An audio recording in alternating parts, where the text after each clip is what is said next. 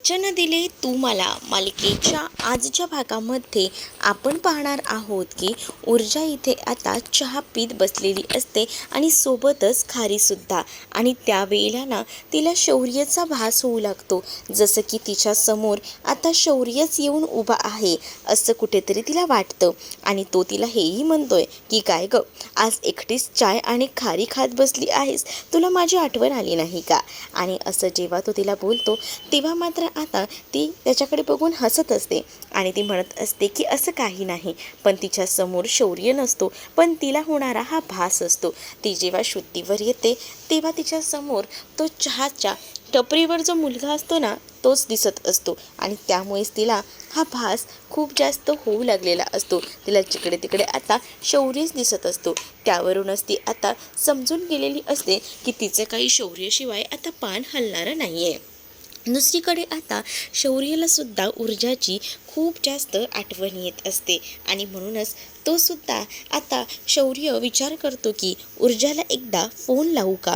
आणि म्हणूनच तो आता फोन घेण्यासाठी म्हणून उठायचा प्रयत्न करत असतो.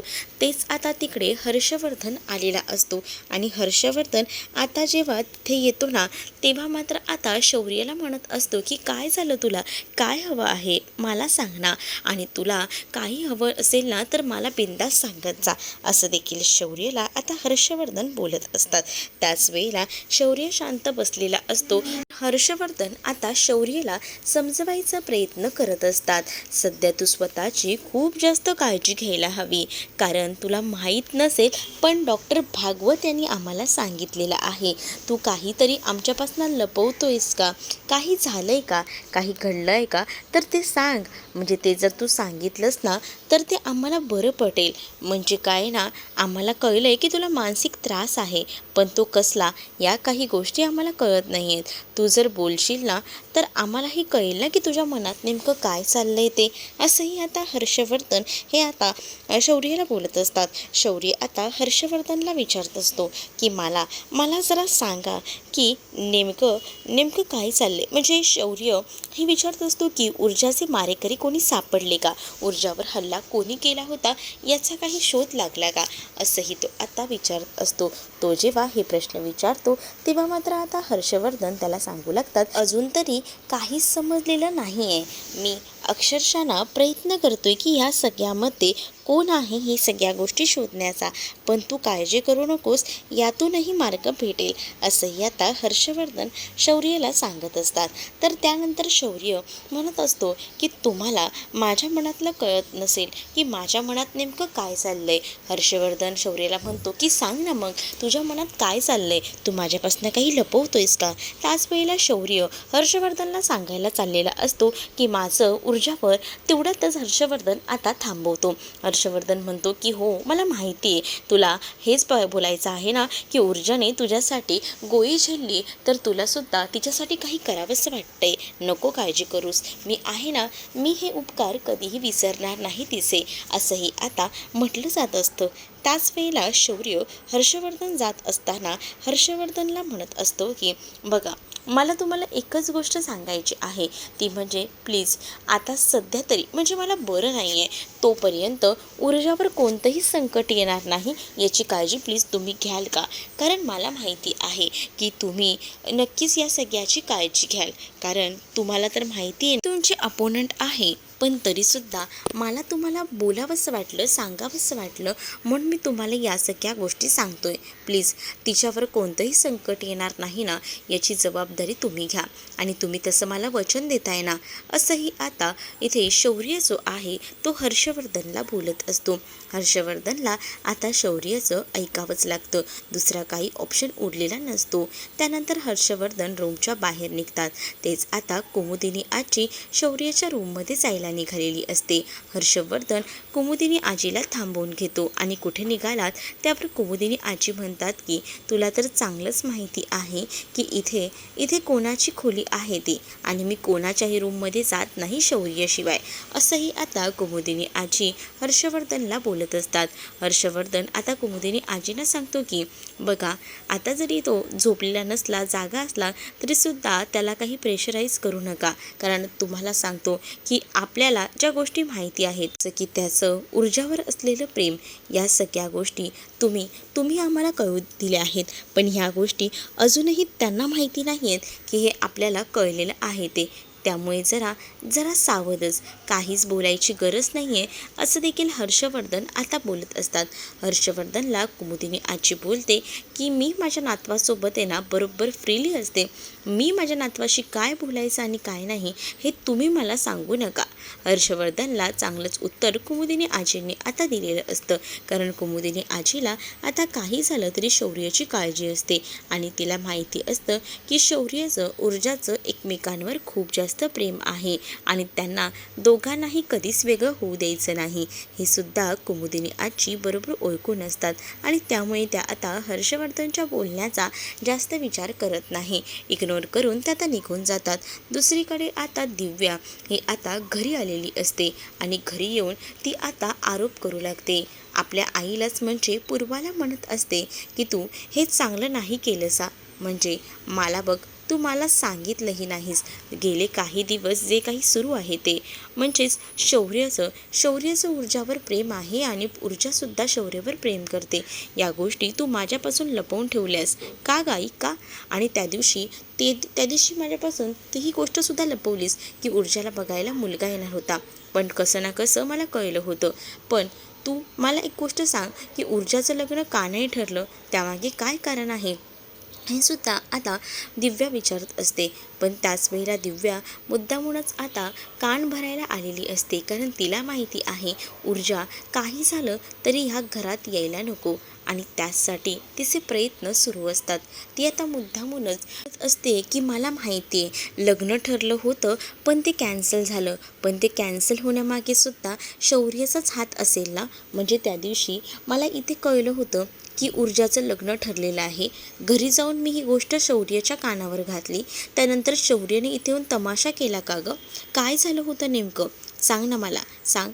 मला तुझ्याकडनं उत्तर अपेक्षित आहे, असंही आता ती आपल्या आईला बोलत असते. पण आता मात्र पूर्वा शांत असते. पूर्वा आता दिव्याचं बोलणं ऐकत असते. दिव्या मात्र आता शौर्याच्याबद्दल इतकं खोटं सांगत असते ना की त्यात सीमा अगदीच तिने ओलांडलेली असते. इकडे आता पूर्वाही चिडलेली असते. पूर्वा म्हणत असते की तू इथे कशासाठी आलीस, काय काय काढून घ्यायला आलीस ना, हे मला चांगलंच कळतंय. त्यामुळे ना तुला इथे कोणत्याही प्रश्नांची उत्तरं भेटणार नाही आहेत, जी आहे ती पूर्वा आता सांगू लागते. पूर्वा जेव्हा या सगळ्या गोष्टी बोलते तेव्हा मात्र आता दिव्याचं सुरू होतं. दिव्या म्हणत असते की बरोबर, तू दोन्ही बहिणींमध्ये साम्यच करतेस गं. म्हणजे जेव्हा मी त्या घरात लग्न करून गेले तेव्हा तुला प्रॉब्लेम होता, तेव्हा तू मला काही बाही बोलत होतीस. पण आता तर तुला त्याचा काहीच प्रॉब्लेम नाही आहे. उलट तू या सगळ्यामध्ये ऊर्जाला साथ देतेस की त्या शौर्यसोबत एकत्र राहण्यासाठी. आणि त्यांचं तू काही लग्न लावून देणार आहेस का? इथे मी जेव्हा लग्न केलं तेव्हा तू मला किती नावं ठेवलीस आणि आता ऊर्जासोबतही तू तेच करून देतेस. म्हणजे तू काय वेगळं करतेस? पण दुसरीकडे मात्र आता पूर्वा म्हणत असते की तुझा काहीतरी गैरसमज होतोय वाटतं. आणि तू काय गं इथे आली आहेस ते कशासाठी? माझ्याकडनं सगळं सत्य ऐकून घेण्यासाठी का? त्यावर मात्र दिव्या म्हणते की मला आता एक एक गोष्टी रिअलाईज होत आहेत की ह्या सगळ्या गोष्टी कशा काय वेळ लागतोय त्यांचा. म्हणजे तुला ह्या सगळ्या गोष्टी आधीपासून माहिती होत्या पण तू मला हे सगळं काही सांगितलं नाहीस का? का आई असं केलंस? तुला माहिती आहे का तो शौर्य कसा आहे? इथे तुमच्याकडे एक वेगळं दाखवतो आणि घरात त्याचं रूप हे वेगळं आहे. म्हणजेच तुला समजतं ना तसा तो नाही आहे. त्याच्यामध्ये बरेच म्हणजे बरेच बदल आहेत. पण ते तुला कळत नाही आहेत आणि तुला कळणारसुद्धा नाही आहेत कधी. कारण तो बाहेर एक दाखवतो आणि घरात एक असतो, असंही आता बोललं जात असतं. आणि जेव्हा या सगळ्या गोष्टी दिव्या बोलत असते ना तेव्हा पूर्वा हे सगळं काही बोलणं ऐकून घेत असते. कारण पूर्वालासुद्धा या सगळ्या गोष्टींना नकोशा झालेल्या असतात. कारण हे जे काही वागणं असतं ते भयंकरच असतं आणि त्यामुळेच आता ती फक्त ऐकत असते की काय चाललंय नेमकं. तर दुसरीकडे मात्र आता पाहायला मिळत असतं की इकडे ऊर्जा बसलेली असते. तेच तिला मंग्या बऱ्याच दिवसाने भेटायला आलेला असतो आणि मंग्या जेव्हा भेटायला येतो तेव्हा मंग्याला ती म्हणत असते, काय रे मंग्या, मला तर वाटलं होतं की तू तर मला विसरलास. बरं झाला मैत्रिणीला विसरलास नाही ते. त्यावर मात्र तो आता म्हणत असतो की तुला कसं काय विसरेन ग, कामात होतो म्हणून राहून गेलं, पण आज बऱ्याच दिवसांनी इथे बसलेस आणि सगळं ठीक तर आहे ना, असंही आता तो तिला म्हणत असतो. जेव्हा आता या सगळ्या काही गोष्टी ते दोघंही जण बोलत असतात तेव्हा मात्र आता तुला काय बाबा, काही दिवस त्या शौर्याशिवाय काहीच दिसत नव्हतं, पण आता शौर्यावर माझं प्रेम आहे ही गोष्ट तर तिने आता त्याला सांगून टाकलेली असते. आणि जेव्हा ही गोष्ट ती त्याला सांगते ना तेव्हा मात्र आता इकडे प्रेम होतं ना, आता नाही आहे तुझं तिच्यावर प्रेम. त्यावर मात्र आता ऊर्जा म्हणते की माझ्या मनाचं तू मला विचारतोयस का, की म्हणजे माझ्या मनात नेमकं काय चाललंय काय नाही ते. अरे मी तुला सांगू का, मुळात आहे ना, मी तुला एकच फायनल सांगते की माझ्या मनात अजूनही शौर्य आहे. अगं अगं पण तुला त्याच्याबद्दल सगळं कळूनसुद्धा आता मंग्या स्वतःचं प्रेम ऊर्जासमोर व्यक्त करत असतो. तर इकडे मात्र आता दिव्याने जे काही आता पूर्वाला भडकवलेलं असतं त्यामुळे पूर्वा एका वेगळ्याच तंद्रीमध्ये निघून जाते. पूर्वा म्हणत असते सगळं खरं आहे का, तर दिव्या म्हणते की हो हे सगळं खरं आहे. तुला माहीत नाही आहे त्या शौर्याची सवय कशी आहे ती. शौर्य ना एक मुलगी फिरवत नाही, त्याला 10 मुली लागतात. त्याने आतापर्यंत ना 10 मुलींना असंच वेडं केलं असेल आणि नंतर त्यांना सोडून दिले त्याने. आणि तुला काय वाटतं, ऊर्जाच्या बाबतीतही तो आता काही चांगलं करतोय का, तिलाही तो फसवणार आहे. पण या सगळ्या गोष्टी ना तुम्हाला कळत नाही आहेत म्हणून, असंही आता इकडे दिव्या पूर्वाला सांगत असते. उगाचच ती शौर्यबद्दल भडकवायचा प्रयत्न करते जेणेकरून ही लोक शौर्याच्या लग्नाचा विचार काही करणार नाहीत. या सगळ्या गोष्टी आता समजून केलेल्या असतात आणि म्हणूनच ना व आता या सगळ्याचा विचार करत असते. मात्र दिव्याने पूर्वाला आता या गोष्टी सांगितल्यानंतर पूर्वाला टेन्शन आलेलं असतं. तिला आता ऊर्जाची काळजी वाटत असते. तर दिव्या वर हेही सांगते की तुला माहीत नसेल पण तुला माहिती का, त्या सगळ्यामध्ये ना त्या कुमुदिनी आजी आमच्या आईसाहेबसुद्धा ना तिला मदत करत असतात. काय, त्या का मदत करतील, त्यांना काय करायचे, अगं तो त्यांचा लाडका आहे ना, मग त्यांना जेव्हा काही लागलं ना तर ह्या सगळ्याची जबाबदारी ना त्याचीच असते आणि तो या सगळ्याचं निरीक्षण बरोबर करत असतो. या सगळ्या गोष्टी आता सांगितल्या जातात आणि जेव्हा हे सगळं काही सांगितलं जातं ना तेव्हा मात्र आता पूर्वा विचार करू लागते की म्हणजे या सगळ्यामध्ये आजीसुद्धा सपोर्टिव्ह आहे. तर मग दिव्या म्हणते की हो, आजी असल्याशिवाय कुठे काय होतं. आणि तुला मी एक सांगते की तो ना ऊर्जालासुद्धा फसवतोय, पण ऊर्जाला असं वाटत असेल की नाही या सगळ्या काही गोष्टी ज्या आहेत त्या तिच्या मनाप्रमाणे घडत आहेत, पण तसं नाही, तो तिची खूप मोठी फसवणूक करतोय. हे तुम्हाला आता नाही कळणार ग, नंतर तुम्हाला या गोष्टी कळतील बघ, असंही आता दिव्या म्हणत असते. आणि दिव्या जेव्हा या सगळ्या काही गोष्टी बोलते ना तेव्हा मात्र आता उगाचच ती मगरमच्छ आसू जाळत असते. पण दुसरीकडे मात्र पूर्वाला टेन्शनचं काम देऊन मात्र ती गेलेली असते, कारण आता पूर्वाला ऊर्जाची खूपच काळजी वाटून राहिलेली असते. दिव्या आता तिला जे हवं ते सगळं काही सांगते आणि निघून जाते.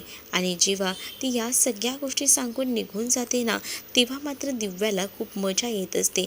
दिव्याने असं नाही तसं स्वतःची संधी साधून आपला गेम केलेला असतो आणि या सगळ्या गोष्टी करूनच ना तिला जे काही हवं ते त्यांनी मिळवलेलं असतं. दुसरीकडे मंग्या आता मात्र त्याने आता ऊर्जाला प्रपोज केलेलं असतं. तो म्हणत असतो की माझं तुझ्यावर प्रेम आहे, पण ऊर्जा म्हणत असते की मी तुला त्या अर्थी कधीच बघत नाही.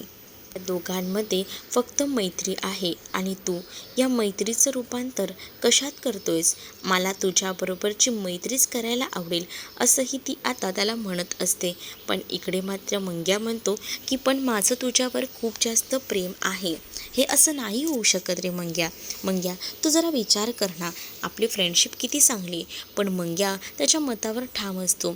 त्याचं प्रेम जडलेलं असतं आणि तो याबद्दल आता तिला सांगत असतो. पण या सगळ्या काही गोष्टी ज्या असतात ना त्या मात्र इथे असणाऱ्या या ऊर्जाला मान्य नसतात. ऊर्जा आता मंग्याला म्हणत असते की मंग्या प्लीज यार नको हे सगळं काही बोलू. पण मंग्या जो आहे तो म्हणत असतो की तुला ना आता माझ्यापेक्षा जास्त तो शौर्य आवडायला लागला आहे का, मला कळतंय. तू ना आता त्या पैशांच्या मागे लागलीस, तुला फक्त आता पैसा हवा आहे आणि यासाठी तू हे सगळं काही करतेस, असंही आता म्हटलं जात असतं. तर या सगळ्या गोष्टी जेव्हा आता ऊर्जाच्या डोक्यावरून जातात तेव्हा ऊर्जा अक्षरशः त्या मंग्याचं थोबाड फोडते आणि त्या मंग्याला म्हणते की तू विचार तरी असा कसा काय करू शकतोस की मी हे सगळं काही पैशांसाठी करते म्हणून. तुला हे बोलताना जराही काहीच लाज वाटत नाही आहे का रे? असंही आता ऊर्जा चिडूनच मंग्याला बोलत असते. मंग्या म्हणत असतो की ठीक आहे, तुला माझी कदर नाही आहे, माझ्याबद्दल काही वाटत नाही आहे ना, इथून पुढे ना मला तुझ्याशी जराही बोलायचं नाही आहे. आपला आता इथून पुढे काहीसुद्धा संबंध नसेल, असं देखील आता मंग्या जो आहे तो आता बोलत असतो. पण मंग्या जेव्हा हे सगळं काही बोलतो ना तेव्हा मात्र ऊर्जा म्हणत असते की मंग्या प्लीज समजून घे यार, तू चुकीचा अर्थ नको काढूस. पण आता मंग्याला जे प्रेम झालेलं असतं त्याबद्दल मंग्याने ऊर्जासमोर कबूल केलेलं असतं आणि तो तिकडून निघून गेलेला असतो. दुसरीकडे आता पद्माने ऊर्जाला भेटायला बोलवलेलं असतं आणि पद्मा आता ऊर्जाला सांगत असते की काही झालं ना तरी तुम्ही शौर्यदादाला सोडू नका. शौर्यदादा ना खरंच खूप चांगला आहे, तुम्ही समजताय ना, तसं काहीच नाही हो, तो सच्चा माणूस आहे. आणि त्याचसोबत तुम्हाला सांगू का, शौर्यदादाचं लग्न, हो शौर्यदादाचं लग्न ठरलं आहे तुझ्या, मला माहिती आहे, त्या अर्पितासोबत, बरोबर?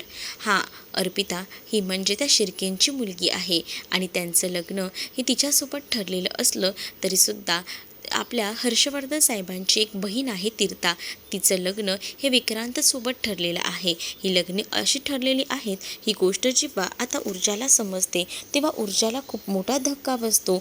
ऊर्जा आता पाहतच राहते. मग ऊर्जाला ती म्हणत असते की अच्छा हे सगळं असं आहे तर. पण आता पूर्वा या दोघींचंही बोलणं ऐकत असते. पण पद्माने आता ज्या काही गोष्टी सांगितलेल्या असतात त्या अगदीच परफेक्ट असतात, ज्या की ऊर्जासाठी गरजेच्या असतात. मग दुसरीकडे मात्र ऊर्जा आणि शौर्य बोलत असतात. त्यावेळेला ऊर्जा शौर्यला म्हणते की प्रत्येक गोष्ट जी आहे ती मनाप्रमाणेच घडते असं तर नाही ना, त्यामध्ये सुद्धा आपल्याला काही ना काही हे मनावर दगड ठेवून निर्णय घ्यावेच लागतात. त्यावर मात्र आता शौर्य म्हणत असतो मग तू माझ्याशी लग्न करण्याचा निर्णय का घेत नाही, आपण दोघंही जण लग्न करून टाकूया, असंही आता तो तिला म्हणत असतो.